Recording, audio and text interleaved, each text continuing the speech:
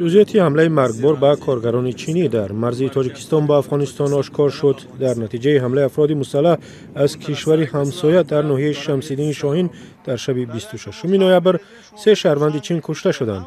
3 منبع الهیده در مقامات به رادیو آزادی گفتند یک شهروند دیگر چین در جریان تیراندازی سخت زخمی شده است و حالا در شفاخانه مرکزی شهر کولاب بستری است.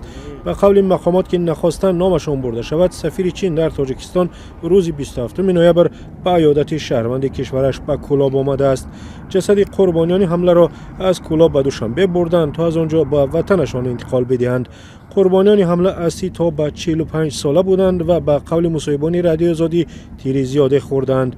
وزارت کارهای خارجه تاجیکستان روز 27 نوامبر گفت حمله شب 26 نوامبر از قلمرو افغانستان به قرارگاه کارمندان شرکت زرشویی با نام شاهین اسم صورت گرفت.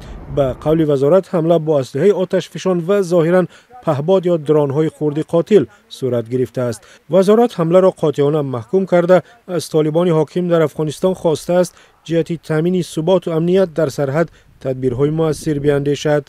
تحقیق حمله ادامه دارد و به گفته منبع‌ها بعد از این حادثه با دستور سفیر چین کارگران باقی‌مانده چینی در کارخانه شاهین اسم واقع در دره زربوز در ساحل رودخانه 5 به دوشنبه برگشتند. این محل با ولایت بدخشان افغانستان هم مرز است. ماه نوامبر سال گذشته هم در نتیجه حمله افراد مسلح به این کارخانه زرشویی یک شهروند چین کشته شد و 4 کس دیگرشان و یک شهروند دیگری تاجیکستان زخم برداشتند.